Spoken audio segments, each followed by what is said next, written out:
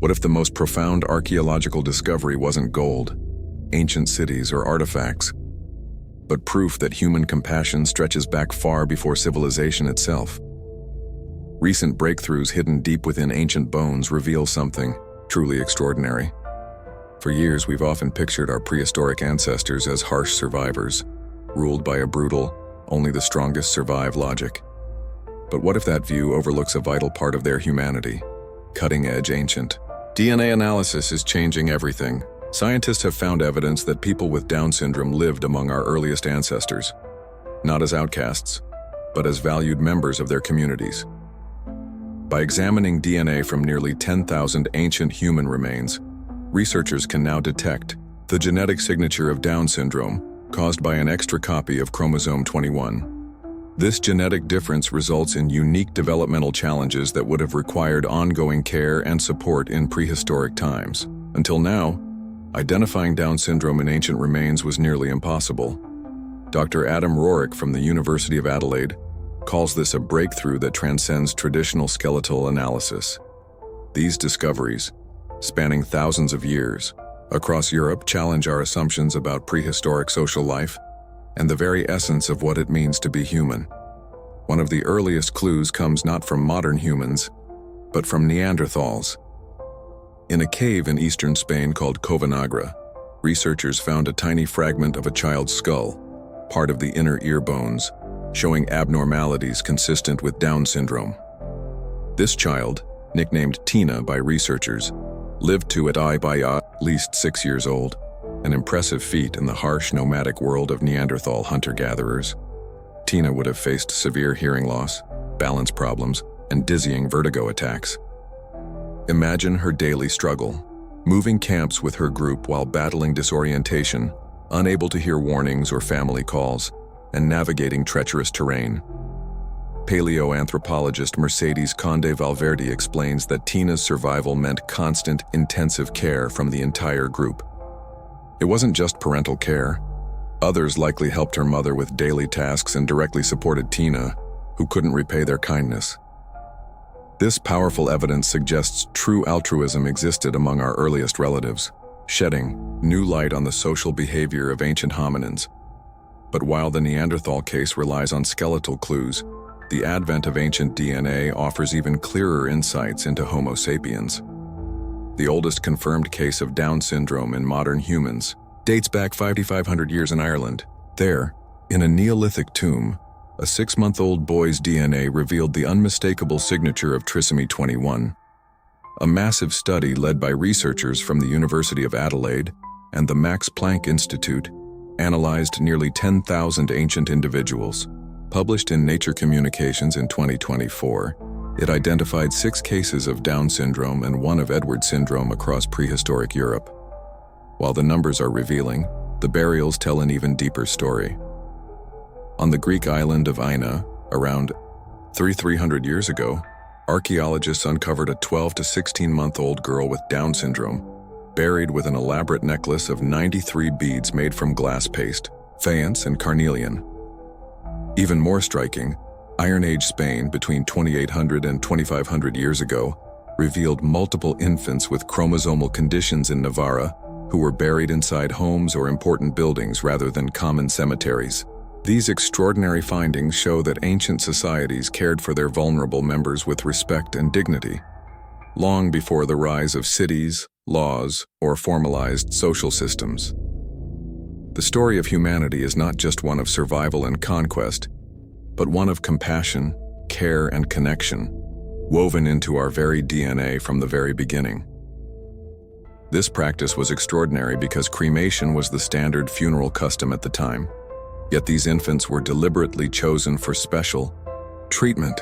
Some burials included bronze rings and Mediterranean seashells, suggesting these children held particular meaning in their communities. Research from the University Autònoma de Barcelona reveals that while most people were cremated during this period, these children were purposefully selected for unique burial practices that set them apart. This pattern of special treatment becomes even more significant when viewed across cultures. Across different cultures, time periods, and geographical locations, the pattern remains consistent. Individuals with Down syndrome received thoughtful treatment that distinguished them from typical burials. This evidence challenges assumptions about prehistoric priorities. These weren't societies that solely discarded the vulnerable. Instead, they invested time, resources, and emotional energy in caring for those who needed support. This suggests a profound and deliberate investment in care, implying a shared understanding of human value that emerged across different cultures. The findings from Down syndrome cases align with a growing body of evidence for prehistoric care that extended to individuals with various conditions. These discoveries align with growing evidence that prehistoric peoples regularly supported individuals with various conditions, including dwarfism, hydrophilus, and spina. The survival and preservation of people with severe disabilities required cooperation that extended far beyond immediate family. For instance, the Romeo II individual with severe dwarfism around 11,000 BP in Italy survived to young adulthood 17 to 20 years, indicative of substantial group support. Similarly, the Caves 12 child with hydrophilus around 95,000 BP in Israel lived to approximately 3 years of age, strongly implying ongoing familial and communal care. However, the identified Down syndrome cases, often involving infants or very young children, highlight a form of care directed towards individuals who would have required extensive continuous support from birth, rather than care for adults who might have previously contributed to the group or were expected to provide future, albeit limited, assistance. But every answer in archaeology leads to 10 new questions. And these discoveries opened mysteries that researchers are still trying to solve. Why do we see a concentration of cases in Iron Age Spain? Does this reflect genuine demographic patterns, superior preservation conditions, or exceptional archaeological methodology? What about individuals who lived beyond infancy? The current DNA evidence predominantly shows perinatal or infant deaths, but longer-lived cases might exist in remains we haven't yet examined with advanced genetic techniques. Most intriguingly, how did daily life accommodate these vulnerable members? What specific social adaptations allowed prehistoric communities to successfully include individuals with significant disabilities? Researchers emphasize that these questions are just the beginning. As new techniques develop and more sites are examined, the picture of prehistoric disability care continues to evolve. These ancient mysteries aren't just academic puzzles. They're fundamentally changing how we see ourselves today. These ancient discoveries fundamentally challenge narratives about prehistoric life being solely focused on competitive advantage. They reveal that care for the vulnerable has deep evolutionary roots predating written history, organized religion, or formal ethical systems. This research opens new possibilities for understanding genetic conditions in ancient populations and the social responses they generated.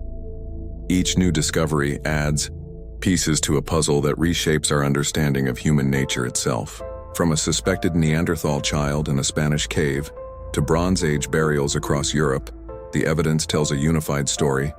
Our prehistoric ancestors embraced those born different, providing care that extended far beyond biological necessity.